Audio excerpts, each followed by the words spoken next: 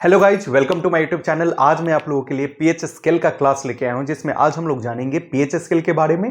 साथ में इसमें हम जानेंगे एसिड और बेस के बारे में। साथ में इससे जुड़ा हुआ जो भी आपका इंपॉर्टेंट टर्म है वो सारी चीज को हम इसमें क्या करेंगे, देखेंगे। तो चलिए वीडियो को स्टार्ट करते हैं और जानते हैं। इसमें ये केमिस्ट्री का बहुत इंपॉर्टेंट चैप्टर है आपका माना जाता है, क्योंकि ये 5 क्लास से ही आपका जनरली स्टार्ट हो जाता है और 5 से लेकर आपको 10 तक आपको ये देखने के लिए मिलेगा। साथ में ये आपका इससे जुड़ा हुआ बहुत सारा जो जनरली हम लोग का रेगुलर यूज में जो है वो भी चीज आता है। इसमें एसिड के बारे में हो गया, बेस के बारे में हो गया, ठीक है। इसके साथ एक और टर्म जुड़ा होता है, एक सॉल्ट होता है, ठीक है, जिसको अम्ल, क्षार और लवण के नाम से हम हिंदी में जानते हैं। तो इस चीज को हम जानेंगे।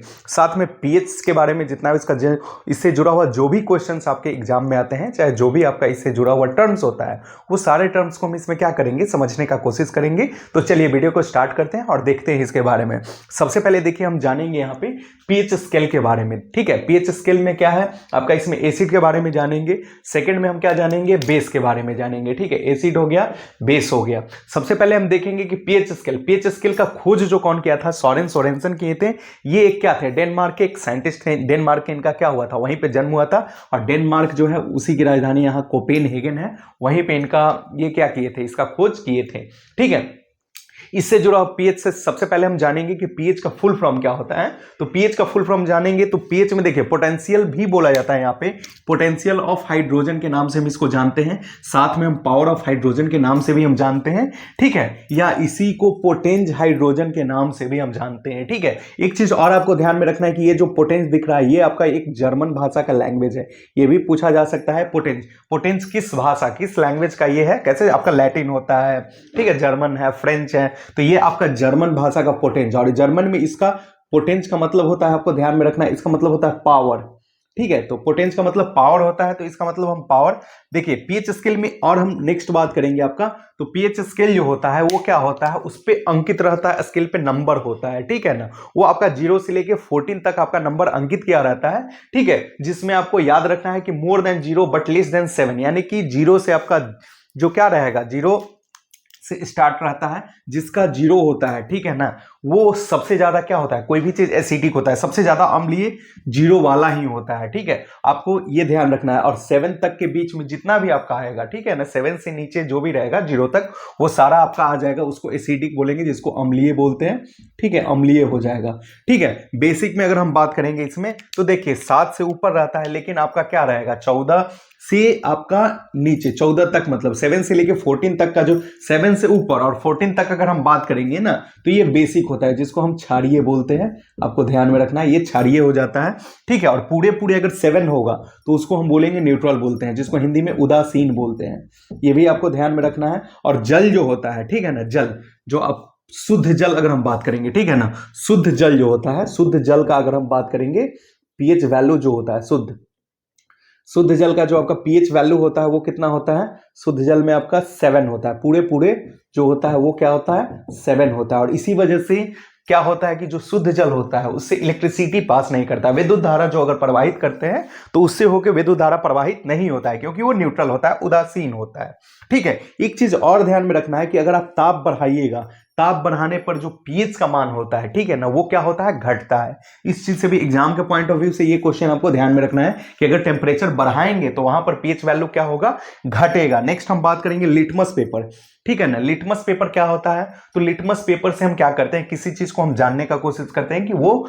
अम्लीय है या क्षारीय है, ठीक है ना। तो लिटमस पेपर में हम बात करेंगे तो लिटमस जो सबसे पहले होता है कि लिटमस किस लाइकेन, ये क्या होता है, लिटमस जो होता है लाइकेन से प्राप्त होता है, ठीक है ना। लिटमस लाइकेन से निकाले गए विभिन्न रंगों का बता रहा है कि पानी में घुलनशील एक क्या होता है, मिश्रण होता है, ठीक है। सेकंड फैक्ट अगर हम इसमें जानेंगे तो लिटमस का जो ओरिजिनल नेचुरल कलर जो होता है वो आपका क्या होता है, बैगनी होता है। ये भी एग्जाम में आपका पूछा जाता है कि लिटमस का जो कलर होता है कौन सा कलर होता है, बैगनी होता है, ठीक है, जनरली। लेकिन ये फिर बता रहा है इसमें कि किस लाइकेन से अगर हम प्राप्त होता है, लाइकेन का अगर नाम पूछा जाएगा तो लैमिनेरिया नाम का जो लाइकेन होता है उसी से इसको क्या किया जाता है, प्राप्त किया जाता है। नेक्स्ट हम बात करेंगे आपका कि कुछ प्राकृतिक जो पदार्थ होते हैं उससे भी क्या करते हैं, हम लोग जानते हैं कि कोई चीज एसिडिक है कि बेसिक है, अम्लीय है या क्षारीय है। जिसमें बता रहा है कि जैसे देखिए कुछ प्राकृतिक पदार्थ जैसे लाल पत्ता गोभी हो गया, हल्दी हो गया, हाइड्रेंजिया हो गया, पिटूनिया हो गया, एवं बता रहा है जेरानियम, ठीक है, जैसे कई फूलों की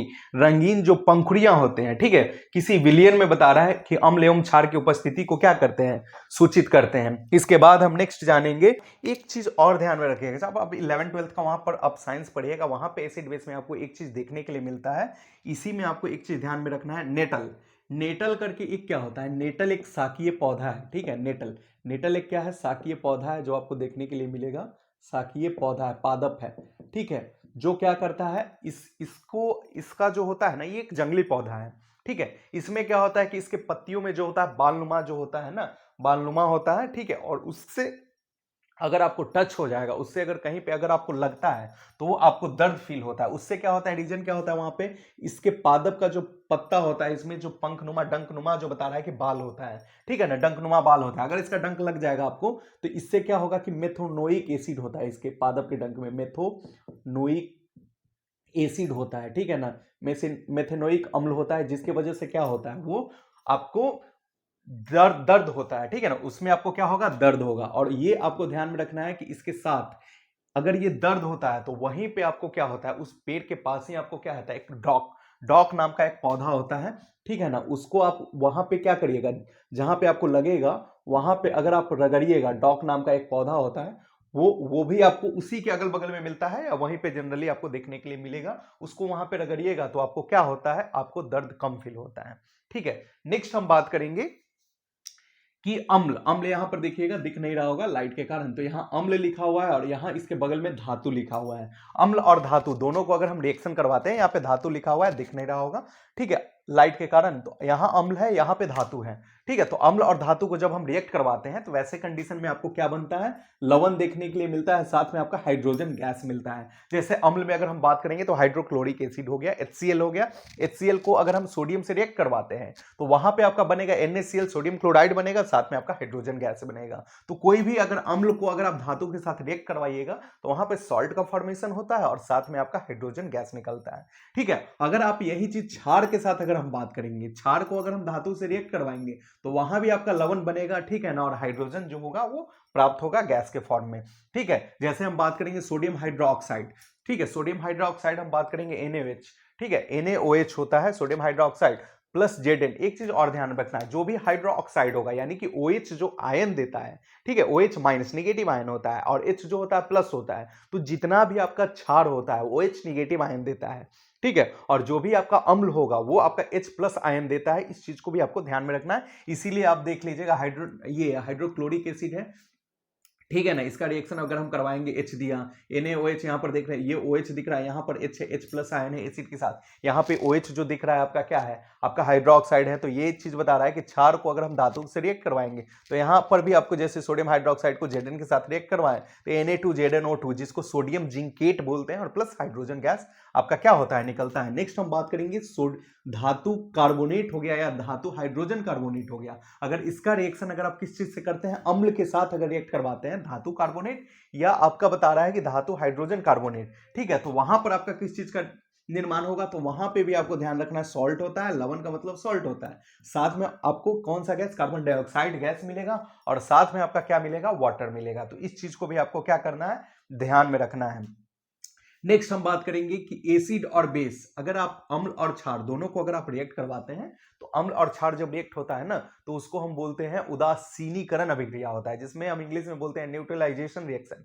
न्यूट्रलाइजेशन रिएक्शन के नाम से हम जानते हैं, जहां पर एक एसिड होता है और एक बेस होता है, तो वहां पर क्या बनता है, सॉल्ट और वाटर बनता है। साथ में आपको ध्यान में रखना है कि धातु ऑक्साइड जो होगा, ठीक है ना, उसको अगर अम्ल के साथ हम रिएक्शन करवाएंगे तो वहां भी आपको क्या मिलेगा, लवण प्लस जल, यानी कि जनरली आपको देख रहे होंगे ज्यादातर केस में आपको लवण और जल ही आपको मिलेगा। फिर बता रहा है अधात्विक ऑक्साइड को अगर अम्लीय, हाँ एक चीज और ध्यान में रखना है कि अम्ल, अम्ल के बारे में आपको ध्यान में रखना है कि अम्ल का आपको बता चुके पहले भी कि 0 से लेके 7 तक का जो होता है, 7 से नीचे होना चाहिए, ठीक है, पीएच स्केल के वैल्यू उसका क्या होगा, आपका अम्लीय होगा, जो स्वाद में आपका क्या होता है, खट्टा होता है, ठीक है। क्षार जो होता है वो क्या होता है, सौपे फील होता है, क्षार जो होता है स्वाद में कड़वा होता है, ठीक है। तो 7 से 14 जितना ज्यादा आपका ऊपर में 7 से बढ़िएगा उतना ज्यादा उसका क्षारकता जो होगा वो बढ़ते जाएगा, ठीक है, और जितना ज्यादा आप 7 से नीचे यानी कि एक अगर रहेगा किसी चीज का पीएच वैल्यू और किसी का 4, तो सबसे ज्यादा अम्लीय आपका 1 वाला हो जाएगा, ठीक है ना। तो उस चीज को ध्यान रखना। अधात्विक ऑक्साइड जनरली जो बोला जाता है, अधात्विक ऑक्साइड जो होता है अम्लीय प्रवृत्ति के होते हैं। अधात्विक ऑक्साइड जो भी होगा वो अम्लीय प्रवृत्ति के होते हैं। क्षार को देखिए, अगर आप जल में घोलते हैं तो वहां पर OH निगेटिव आयन मिलता है, जो अभी हम बोल रहे थे, ठीक है। अम्ल को अगर आप घोड़िएगा तो वहां पर आपको क्या मिलेगा, H+ आयन मिलता है। अम्ल में अगर हम बात करेंगे तो अम्ल में याद रखना है H+ मिलेगा, H+ आयन मिलता है, ठीक है। अम्ल तथा क्षार की शक्ति विलयन में क्रमशः आपको देखिए वही चीज यहां पर दिया हुआ है, H+ और OH निगेटिव आयन की संख्या पर निर्भर करता है कि कितना ज्यादा है, ठीक है। उसी पे इसका जो पावर होगा उसको हम डिनोट करते हैं। नेक्स्ट हम बात करेंगे शुक्र ग्रह जो है आपका, शुक्र ग्रह का वायुमंडल जो है उसमें आपको देखने के लिए मिलेगा। तो वहां पर आपको किस चीज को, तो शुक्र ग्रह का वायुमंडल जो होता है ना वो सल्फ्यूरिक एसिड, ठीक है, H2SO4 के मोटे श्वेत एवं बता रहा पीले बादलों से क्या होता है, बना हुआ रहता है। किसके कारण, तो वही H2SO4 सल्फ्यूरिक एसिड के कारण। तो आपको पूछा जा सकता है कि शुक्र ग्रह का जो वायुमंडल है उसमें बता रहा है कि मोटा जो परत है वो किस एसिड का बना हुआ है। तो वहां पे आपको ध्यान में रखना है कि आपको सल्फ्यूरिक एसिड से बना हुआ है, ठीक है।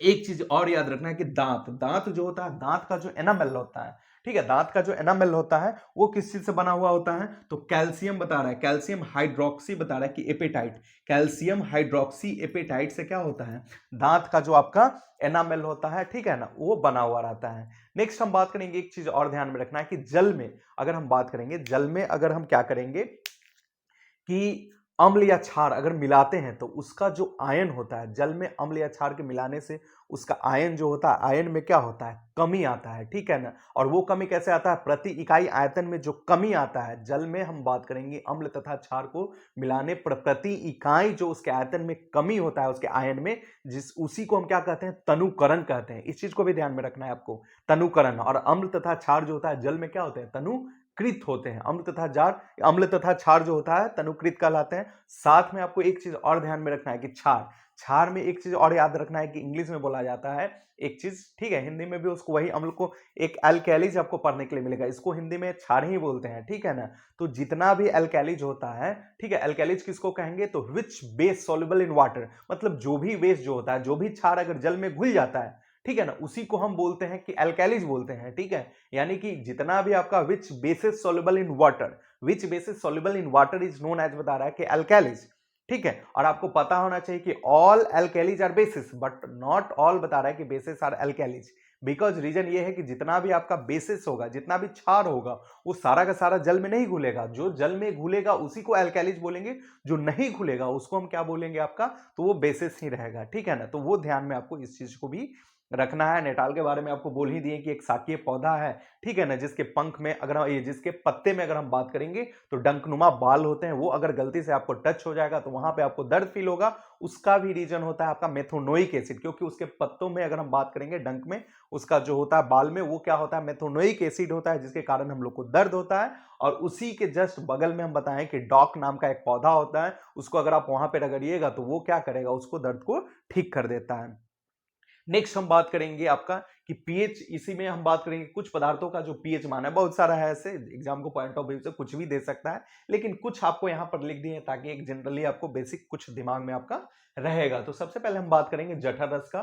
तो जठर रस का जो पीएच मान होता है 1.2 होता है। HCl अगर हम बात करेंगे, हाइड्रोक्लोरिक एसिड जो है ओ होता है, ये 0 होता है, इसका पेज वैल्यू 0 होता है। आपको एक चीज और ध्यान में रखना, प्रबल अम्ल हम बोलते हैं, जिसका 0 होता है ना वो प्रबल अम्ल होता है। और आपको ध्यान में रखना है कि अम्ल जो होता है, ये सब बेसिक चीजें, कि अम्ल जो होता है नीले लिटमस पेपर को क्या करता है, लाल कर देता है, ठीक है। और क्षार जो होता है वो लाल लिटमस पेपर को कौन से कलर का कर देगा, तो वो नीला कर देता है। हाँ, एक चीज और ध्यान में रखना है कि अम्ल में अगर हम लाल कलर का लिटमस पेपर डालेंगे तो कोई प्रभाव नहीं पड़ेगा। क्षार में अगर हम लाल कलर के, क्षार में अगर हम नीला कलर का डालेंगे तो कोई प्रभाव नहीं पड़ेगा। क्यों, क्योंकि क्षार जो है लाल को नीला करता है, नीला डालेंगे तो नीला ही रहेगा। अम्ल जो है वो क्या करता है, लाल को नीला करता है। खाली अगर हम नीला ही डालेंगे तो नीला नीला ही रहेगा। तो इस चीज को भी आपको ध्यान में रखना है कि अम्ल में हम क्या करते हैं, लाल लिटमस पेपर को डालते हैं तो नीला करता है, ठीक है, और क्षार जो होता है वो नीला को क्या करता है, लाल करता है, और उसी का लाल डालेंगे तो वो कोई प्रभाव नहीं, नीला डालेंगे तो कोई प्रभाव नहीं पड़ेगा।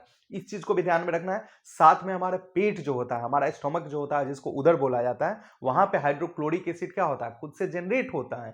ठीक है, और एक वॉल होता है, एक दीवार होता है। ठीक है, एक दीवार होता है हमारे पेट में। ठीक है, वो उस एसिड को क्या करता है, अंदर के जो पार्ट होता है उसको टच नहीं होने देता है, उस दीवार में वो घिरा हुआ रहता है। हाँ, वही जब हमारा क्या होता है, हमारे पेट में जब कोई चीज अनपच होता है, कोई चीज हमारे शरीर में अगर कोई भी चीज खाते हैं अगर नहीं पच पाता है सही से, तो वहां पर पेट उठ खराब के कंडीशन में जब आपका पेट में दर्द होता है तो वहां पे आपको क्या होता है कि हमारा पेट में जो होता है बहुत ज्यादा HCl क्या होता है, प्रोड्यूस हो जाता है।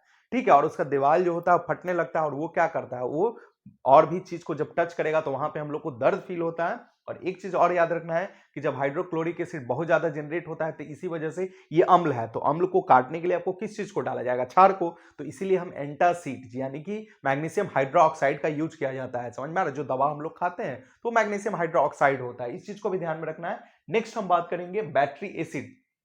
उसका जो पीएच वैल्यू होता है 1 होता है। एसिड रेन जो होता है 5.6 से क्या होता है, कम होता है। ठीक है, एसिड रेन कब कहेंगे, वर्षा का जल अम्लीय कब कहा जाता है कि एसिड रेन है, जब 5.6 से कम होगा तो वहां पर उसको अम्लीय वर्षा का नाम दिया जाता है, ऐसे नहीं कहा जाता है। अचार जो होगा, अचार का जो अगर पूछा जाएगा तो 3.5 से लेके 3.9 देता है, रेंज होता है। नेक्स्ट हम बात करेंगे सिरका। तो सिरका का जो पीएच वैल्यू होता है वो 3 होता है। दूध का अगर हम बात करेंगे तो 6.4 होता है। मानव लार का अगर हम बात करेंगे 6.5 से लेकर 7.5 तक देता है। ठीक है, आंसू का जो पीएच मान होता है वो होता है 7.4 होता है, जो कि क्षारीय होता है। बेकिंग सोडा हम बात करेंगे, ठीक है ना, बेकिंग सोडा का क्या होता है आपका 8.3 होता है। NaOH सोडियम हाइड्रोक्साइड अगर हम बात करेंगे तो लगभग 14 होता है। देख रहे हैं, ये प्रबल क्षार हो जाएगा सोडियम हाइड्रोक्साइड, क्योंकि 14 है। ठीक है, कैल्शियम हाइड्रोक्साइड अगर हम बात करेंगे CaOH का हॉल्ट वाइज जो है कैल्शियम हाइड्रोक्साइड, इसका 12.4 होता है। ब्लड का बात करेंगे तो आपका 7.4 होता है। कहीं कहीं पर 7.35 से लेके आपका रेंज होता है 7.45 तक। तो इसको भी आपको ध्यान में रखना है। यूरिन जो होता है, यूरिन का 4.5 से लेके आपका 7.8 देखने के लिए मिलेगा। उसके बाद हम बात करेंगे दांतों का जो क्षय होता है, ये भी पूछा जाता है कि दांतों का क्षय कब होने लगता है, तो जब 5.5 से आपका पीएच वैल्यू आपका जो कम होने लगेगा आप, तो वहां वैसे कंडीशन में क्या हो जाएगा, हम लोग का दांत जो होता है वो खराब होने लगता है। ठीक है, मानव शरीर का अगर हम बात करेंगे कि पीएच हमारा जो शरीर है वो कितना परास के बीच में काम करता है, तो 7 से 7.8 तक का आपका जो परास होता है वहां पर वो क्या होता है, एक रेंज दिया हुआ है 7 से 7.8 तक। मानव शरीर का जो होता है पीएच वैल्यू उतना में ही वो क्या करता है, काम करता है। तो इतना सारा जो टर्म्स है आपको एसिड बेस से रिलेटेड जो है आपको उसको ध्यान में रखना है। बेसिक आपको अम्ल क्षार ये आपको पहले से पता है, स्वाद में खट्टा है, ये है वो है, तो वो चीज को आप क्या करें पहले से आप जाने। और बाकी इसमें जो बचा हुआ चीज है वो सॉल्ट के साथ में आपको नहीं होगा, तो उसमें फिर आपका जो बचा हुआ चीज है उसको रिवाइज करवा दिया जाएगा। जब तक वीडियो को देखें अच्छे से, और जितना भी चीज बताया गया है वो इस सारे चीज को आप ध्यान रखें, क्योंकि एग्जाम के पॉइंट ऑफ व्यू से आपके लिए इंपॉर्टेंट है। ठीक है, तो चलिए नेक्स्ट वीडियो में फिर हम मिलते हैं। अगर वीडियो अच्छा लगा हो वीडियो को लाइक करें, चैनल पे नए हैं तो चैनल को सब्सक्राइब करें। Thank you.